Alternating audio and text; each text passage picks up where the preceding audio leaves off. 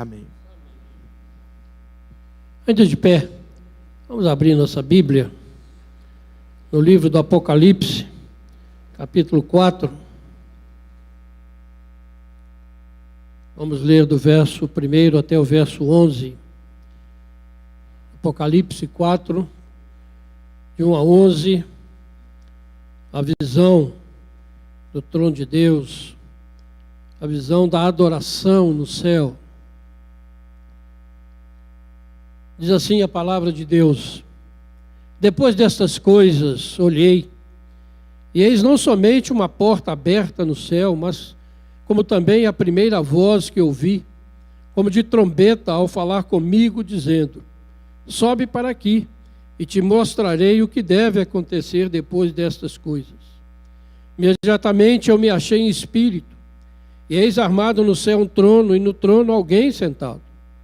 E esse que se acha sentado é semelhante no aspecto à pedra de jaspe e de sardônio, e ao redor do trono há um arco-íris semelhante no aspecto à esmeralda.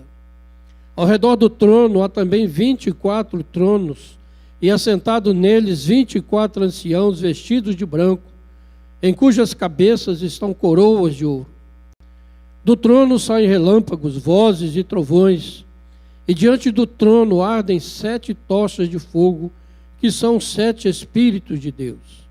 Há diante do trono um como que mar de vidro, semelhante ao cristal, e também no meio do trono e à volta do trono 4 seres viventes cheios de olhos, por diante e por detrás. O primeiro ser vivente é semelhante ao leão, o segundo semelhante ao novilho, o terceiro tem um rosto como de homem, e o quarto ser vivente é semelhante à águia quando está voando. E os 4 seres viventes, tendo cada um deles, respectivamente, 6 asas, estão cheios de olhos ao redor e por dentro. Não têm descanso, nem de dia, nem de noite, proclamando: Santo, Santo, Santo, é o Senhor Deus, o Todo-Poderoso, aquele que era, que é e que há de vir. Quando estes seres viventes derem glória, honra e ações de graças ao que se encontra sentado no trono, ao que vive pelos séculos dos séculos, os 24 anciãos prostrar-se-ão diante daquele que se encontra sentado no trono, adorarão o que vive pelos séculos dos séculos, e depositarão as suas coroas diante do trono, proclamando: Tu és digno, Senhor e Deus nosso, de receber a glória, a honra e o poder, porque todas as coisas Tu criaste. Sim, por sua causa, por causa da Tua vontade, vieram a existir e foram criadas. Amém. Senhor, obrigado por esta visão tão extraordinária da adoração no céu. Pedimos ao Pai que o Senhor fale conosco por meio dessa palavra, que ela edifique a Tua igreja nessa noite e prospere na vida da Tua igreja segundo o Teu propósito já determinado para a honra e a glória do Teu nome. Oramos em nome de Jesus. Amém.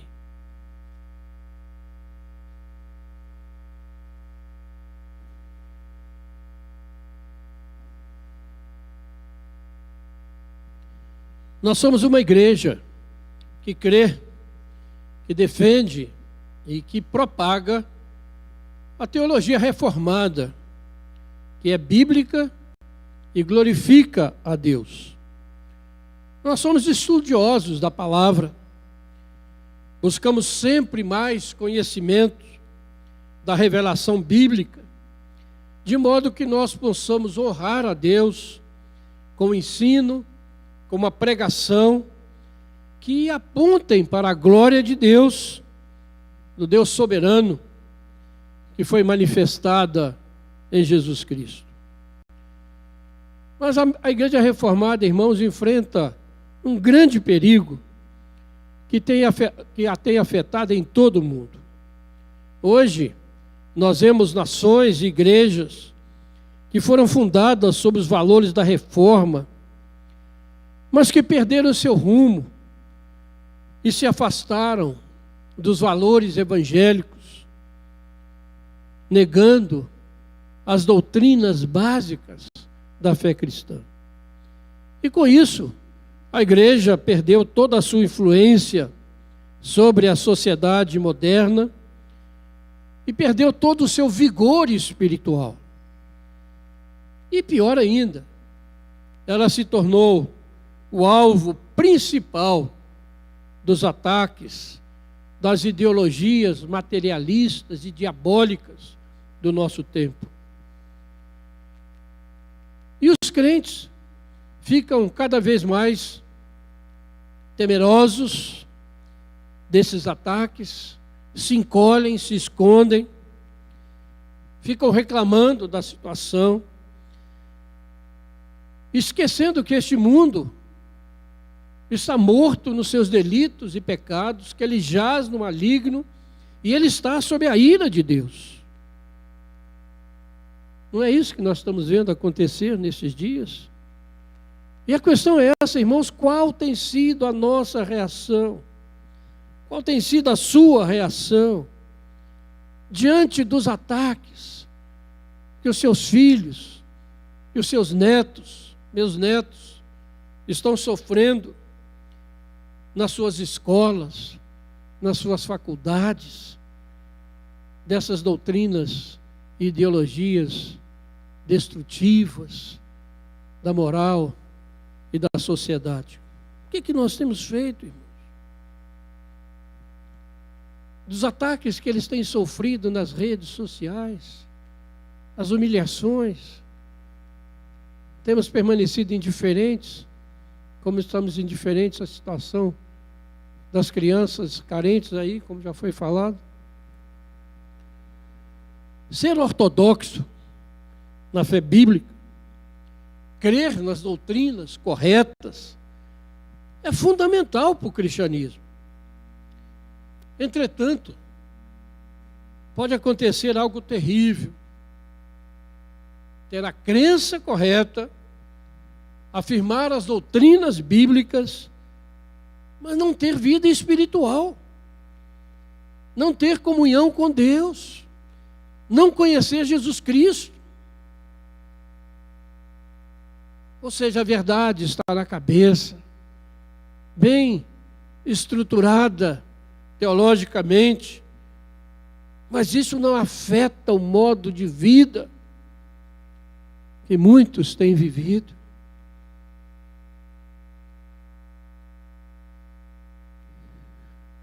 Isso não torna a pessoa vencedora. E nós temos visto uma igreja doente, abatida, escondida, com medo, porque não tem conhecido de fato e de verdade o seu Deus. E essa palavra hoje é para nós, irmãos, igreja. Nos dizemos reformados e somos cheios de nós mesmos pelas nossas doutrinas tão bíblicas. Por isso, quem tem ouvidos, ouça o que o Espírito tem a dizer. E você pode perguntar: o que é uma ortodoxia morta? Ortodoxia é doutrina correta. Mas quais são as características de uma doutrina, de uma ortodoxia morta? Primeiro, quem tem esse tipo de fé, ele está satisfeito com a sua vida espiritual.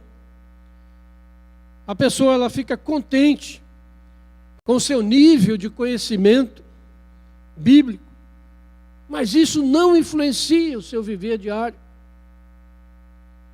Segundo, a ortodoxia morta leva a pessoa a ficar sempre na defensiva, está sempre reclamando dos ataques do mundo contra a sua fé, dos ataques do diabo, mas não tem coragem de se mover para uma posição afirmativa, de dizer: eu creio, porque eu sei em quem tenho crido, eu o conheço, não apenas sei sobre ele, mas eu o conheço de fato e de verdade, porque ele mudou a minha vida. Ficamos reclamando dos programas de televisão, do ensino da escola, da ideologia do governo, das leis absurdas que são impostas e das redes sociais. Tudo está dominado pelo diabo. Mas a pessoa continua na sua posição de conforto, de indiferença, sem agir a favor da verdade. Porque a verdade prevalece sempre contra a mentira, porque Jesus é a verdade. Uma terceira característica de uma ortodoxia morta, irmão, é que a pessoa busca a sua segurança. Não há um desejo real e positivo de se conhecer a Deus, mas de fato há uma busca pela segurança material nessa vida e uma garantia aí para a eternidade. A religião, a igreja, se torna uma maneira de se sentir seguro quanto ao futuro. Uma quarta característica de uma ortodoxia morta é aquela busca mensagens gerais. Obrigado. Mensagens que não exijam decisão, mudança de comportamento. Buscam mensageiros, pregadores que massageiam o seu ego, que não exigem arrependimento de pecados, que fazem promessas boas, que não exigem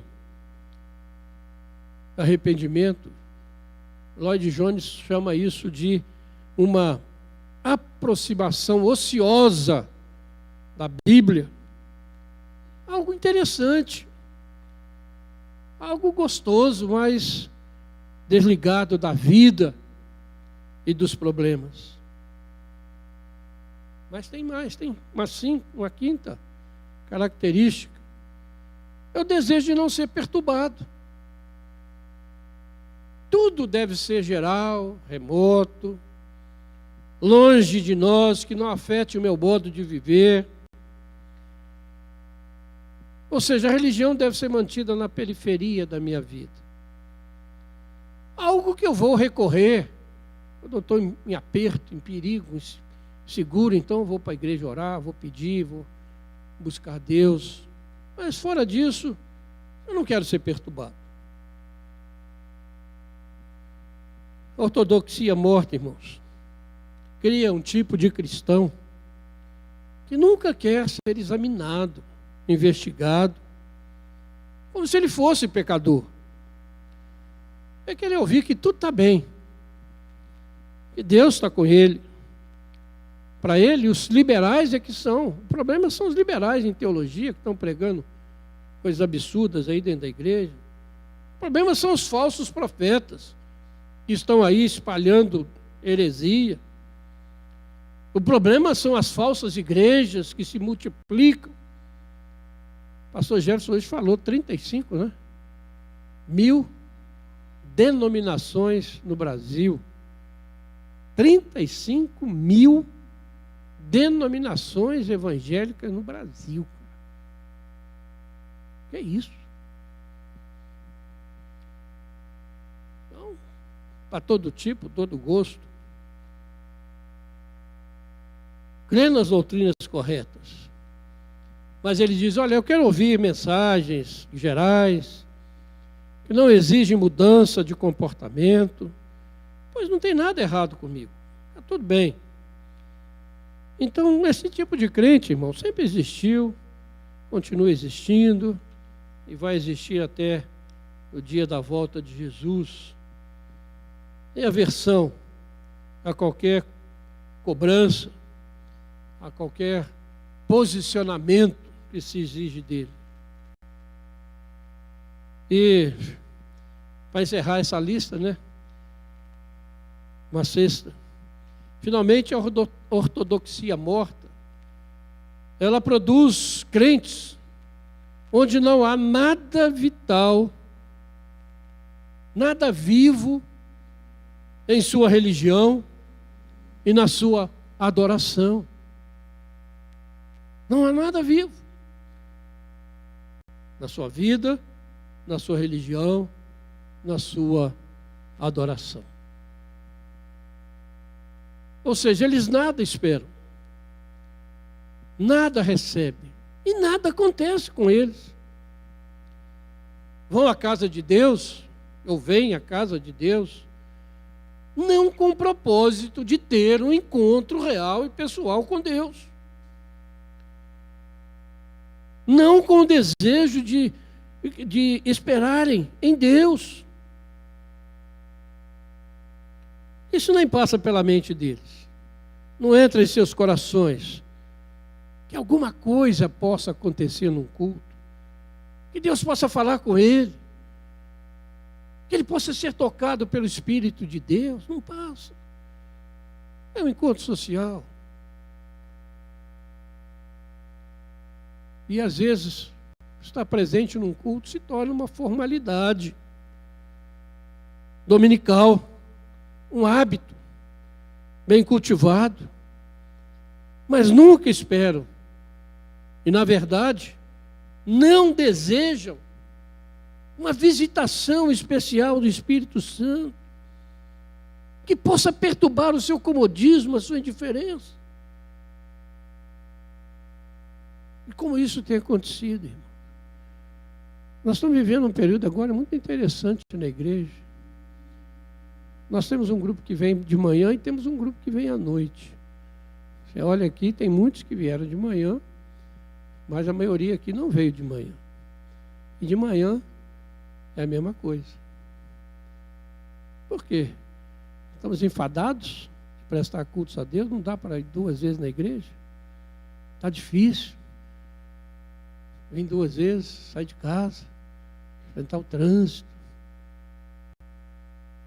Por quê?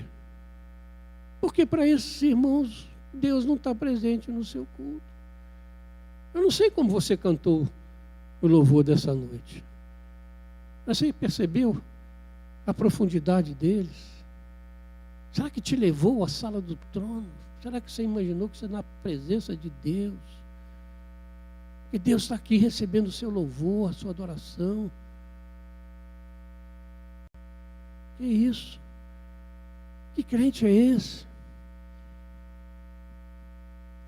Então, irmãos, essas considerações, só vou repetir aqui para te perturbar mais um pouquinho. É a ortodoxia morta.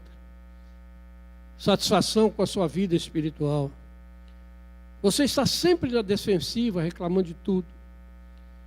Você está sempre em busca de segurança, de algo que te dê uma posição segura nesses dias de insegurança. Você vai para um culto, ouvir uma mensagem geral, uma mensagem que não te perturba, que não exige uma mudança de comportamento, aquele desejo de não ser perturbado e uma adoração sem vida. Por isso, irmãos, essas considerações precisam nos levar a examinarmos a nós mesmos, a sermos honestos, ao ver qual tem sido a sua motivação para estar aqui num culto a Deus. Será que você espera que algo aconteça com você no culto? Você vem aqui simplesmente para ouvir um sermão que seja bom, que seja bíblico, que tenha um bom pregador,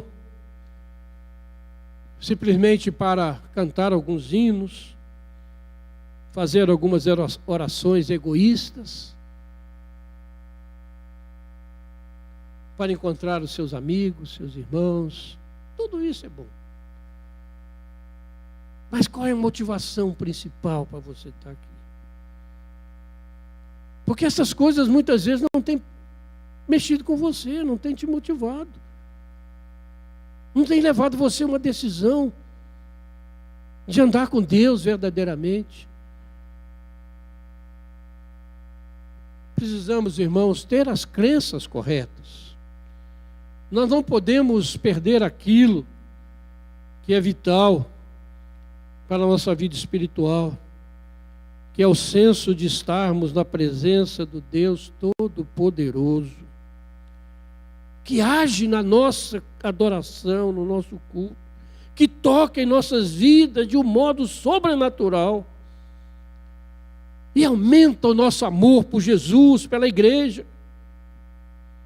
E esse texto de Apocalipse, ele nos mostra a adoração que acontece no céu.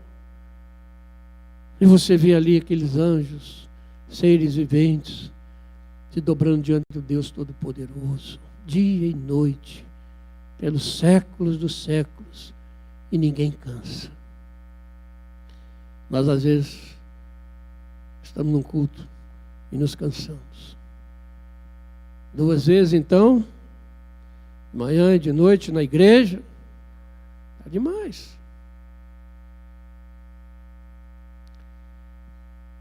Irmãos, vamos rever a nossa adoração.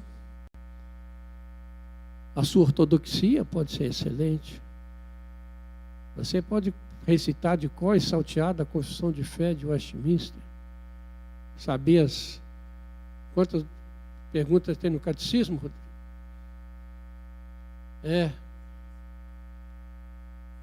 No breve catecismo tem 7 perguntas. Tem gente que decora, sabe tudo. Rodrigo é um deles.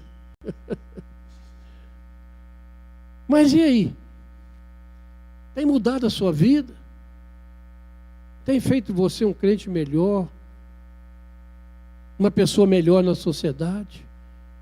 Alguém que enfrenta esse mundo e diz: eu creio. Isso é verdade, isso é mentira. Eu não aceito. Podem fazer o que quiser fazer, mas eu vou ser fiel ao Senhor, que me amou e morreu no meu lugar. Por isso, irmãos, o resultado dessa ortodoxia morta, como eu estou dizendo, é essa adoração sem vida, que muitas vezes nós estamos prestando a Deus achando que estamos ótimos. E o que é uma adoração sem vida? É aquela adoração dos pregadores de autoajuda, os famosos coaches, se tornam mais populares dentro da igreja do que os profetas verdadeiros, que anunciam a palavra de Deus com fidelidade e amor, porque a palavra deles é mais agradável, não critica ninguém, não ofende o pecador, não desafia uma vida de comunhão com Deus e com os irmãos, não desafia uma vida de santidade, prometem uma vida sem problemas. Oh, maravilha, que culto maravilhoso. Pastor pregou uma mensagem linda. E daí? Mudou a sua vida? Muitas vezes da ortodoxia morta, eu falei, agora nós estamos falando do nosso lado, né? Mais presbiteriano. É aquele culto cheio de ordem. Uma liturgia muito bem definida, sem emoções, sem barulho, música de boa qualidade, um ambiente agradável, bancos confortáveis, como nós temos aqui na nossa igreja, né? Ar-condicionado, limpeza, tudo arrumadinho, tudo bonitinho, tudo no lugar, tudo certo. Hora de começar, hora de acabar. O pastor passa ali das 9 horas, né, pastor Jefferson? A turma vai ficar brava, né? Falta de liberdade, de alegria, de espontaneidade. Tudo está sob controle de quem está dirigindo. Nada pode ser mudado. O Espírito Santo não pode agir, não pode bagunçar, porque a ordem, eu estou na direção. Tem que ser do jeito que eu quero. A Bíblia diz que nós devemos fazer tudo com decência e ordem. É palavra bíblica. Sem dúvida. Você tem visto culto aí que tem nada de decente, nada de ordem, né? Uma zoada só. Graças a Deus, nós temos ordem e decência. Mas, irmãos, está faltando comunhão com Deus, vida. E quando você está cantando, quando nós estamos aqui reunidos, o Senhor está aqui. Ele é que está recebendo a sua adoração. Não sou eu, não. Não são os músicos aqui, não. A palavra que eu estou falando para você é bíblica. É palavra de Deus. Isso tem que mexer com o seu coração. Isso tem que tornar a sua adoração verdadeiramente profunda. Eu vou à igreja porque eu vou encontrar o meu Deus. Eu vou prestar a Ele adoração. Eu vou prestar a Ele o meu serviço. Não apenas para passar algum tempo e cumprir uma formalidade. Por isso, irmãos, se nós somos ortodoxos mesmo na doutrina, precisamos ter uma adoração viva.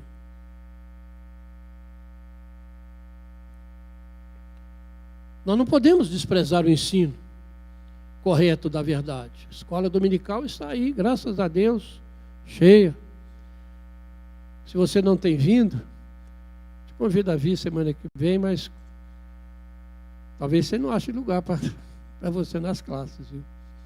Estão cheias. Graças a Deus, Deus está movendo. Mas volte à noite também para o culto, né? Temos que obedecer os mandamentos, de fazer tudo com ordem, decência. Mas quando essas coisas, irmãos, tornam-se mais importantes do que a presença de Deus na sua vida, o mover do Espírito Santo no seu coração, está tudo errado.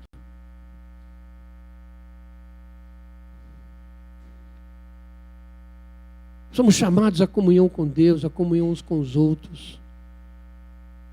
Estamos no ano da edificação, sendo desafiados a nos edificarmos na palavra, no amor.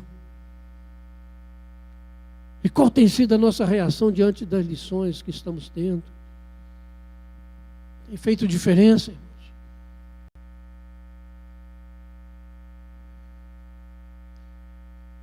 Na nossa igreja, nos nossos cultos, nós temos experimentado certa liberdade de adoração. Temos ordem e decência no nosso culto. Um culto que ocorre de maneira livre, fluida, sem amarras, mas onde todos os requisitos bíblicos de um culto estão presentes. Pregamos sobre isso outro dia. Nenhum pregador é livre para inventar como que deve ser o culto. O culto é aquele que está prescrito na palavra. Então, tudo que você vê de invenção de moda em culto aí não é culto a Deus. Os líderes da igreja, os pastores, não têm liberdade para fazer isso. Se eles fizerem, estão sendo infiéis. Colocando dentro do culto coisa que Deus não quer. Veja essa adoração aqui de Apocalipse. Vê se tem alguma coisa estranha, esdrúxula aí. Nossa pregação tem sido fiel ao texto bíblico, de maneira expositiva. O nosso culto é dirigido unicamente a Deus, pela mediação de Jesus Cristo, no poder do Espírito Santo. Tudo tem acontecido. Podemos dizer que somos uma igreja viva. Glória a Deus por isso. Deus tem movido na vida dessa igreja. Porque você tem uma igreja cheia no culto da manhã, no culto da noite. Hoje é difícil. Deus tem movido aqui. E glorificamos a Deus por isso. Não pelos nossos méritos, mas porque Ele quer nos dar mais. E nós não estamos satisfeitos com aquilo que temos. Temos uma igreja fiel na contribuição. Vimos aí os missionários que são mantidos, que recebem ajuda da nossa igreja. Mas, irmãos, uma coisa que tem me preocupado: como vamos enfrentar o mundo que está aí? Como vamos enfrentar esse mundo que desafia a nossa igreja? Nós só vamos enfrentar quando nós estivermos, de fato, quando a gente vier aqui para adorar a Deus, você ter um encontro com Deus pessoal, o Espírito Santo mover, porque aí você vai viver uma semana na presença do Senhor e nada vai te abalar, nada vai te afastar do Senhor.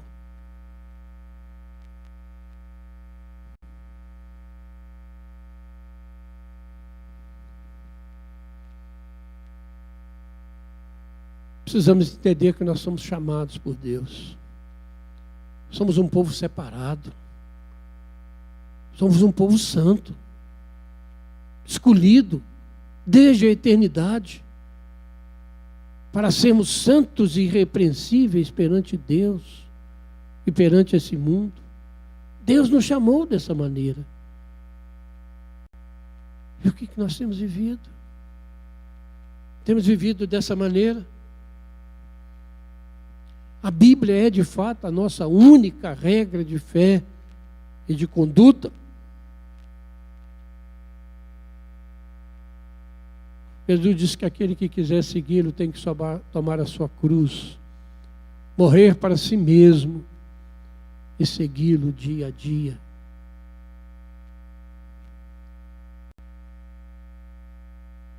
E, infelizmente, muitos na igreja ainda não entenderam ou ainda não experimentaram aquilo que nos diz a palavra, que se alguém está em Cristo, ele é uma nova criatura.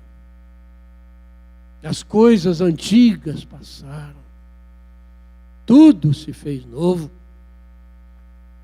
Vivemos assim.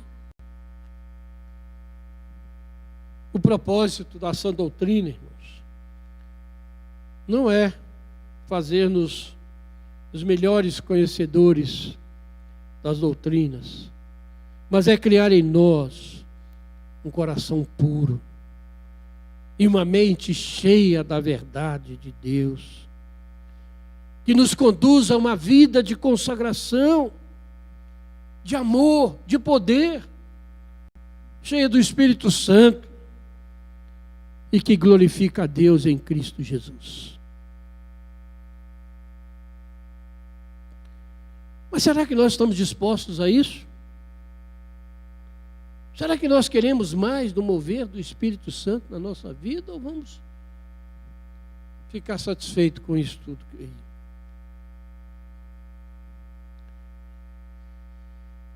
Queremos ver os nossos filhos e descendentes enfrentando esse mundo, essas ideologias, com poder, e dizendo: eu sou cristão. Eu sei quem é Jesus. E não se encolhendo, não se envergonhando, porque às vezes conhece a doutrina, mas naquilo não está no seu coração.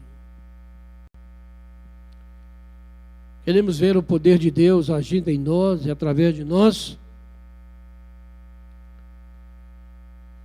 É certo que nós não vamos conseguir isso por nós mesmos. Por isso eu convido você a abrir a sua Bíblia no Salmo de número 51.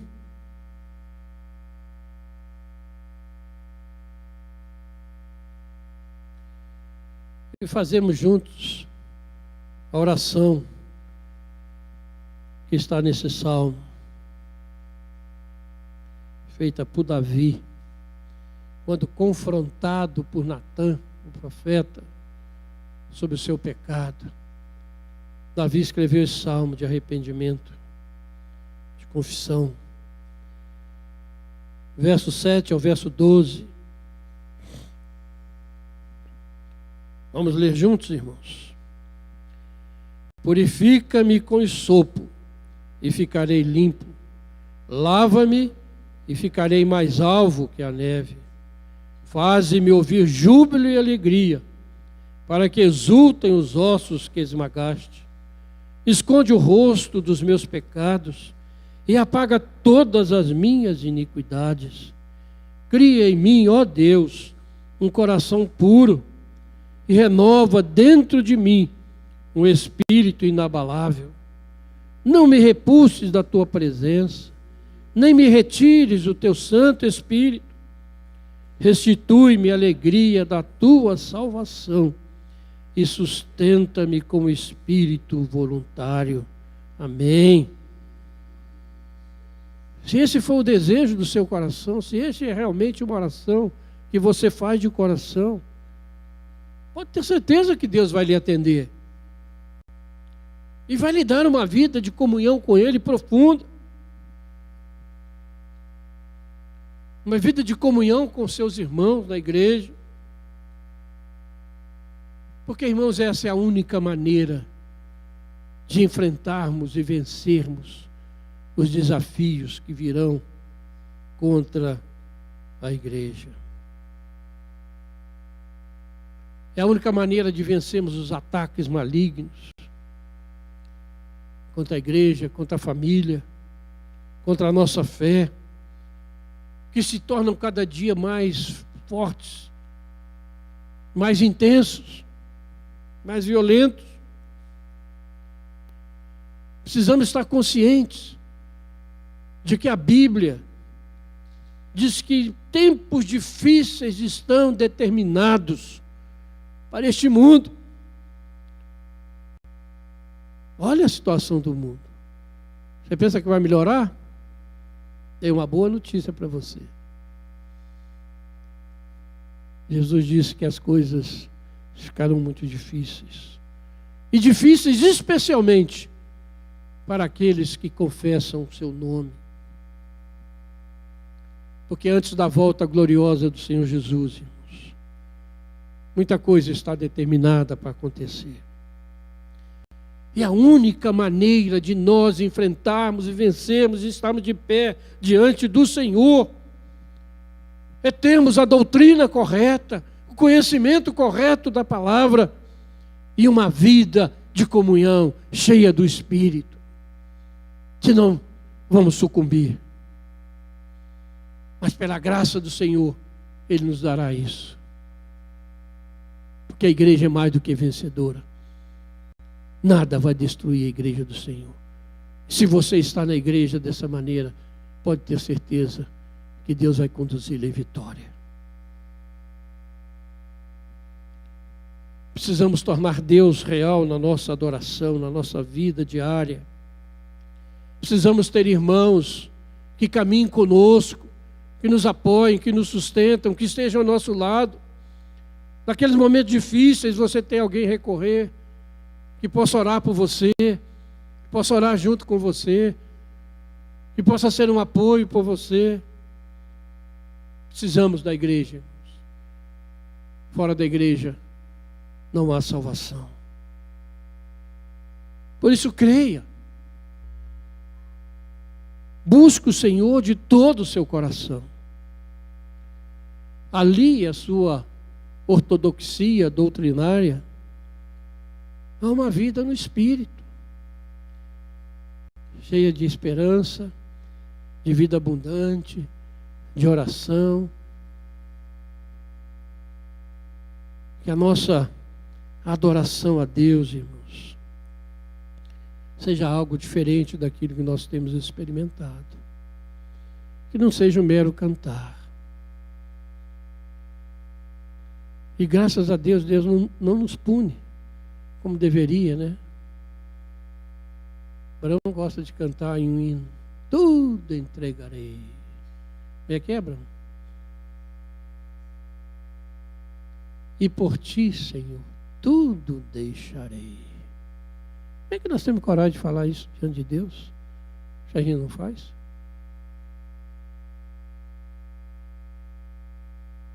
Precisamos adorar em espírito e em verdade. A nossa adoração precisa passar dessas paredes e está diante do trono do Senhor. Você teve uma visão aí da adoração. Como estamos adorando o Senhor? Como continuaremos adorando o Senhor? Vamos nos contentar em estar aqui a cada domingo?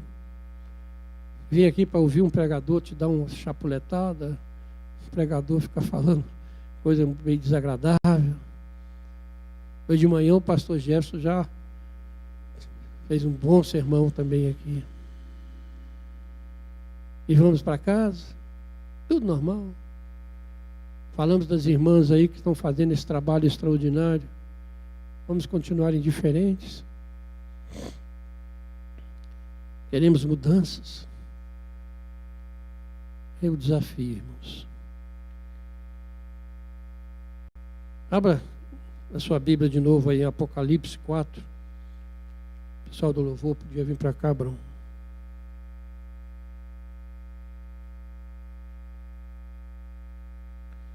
Convido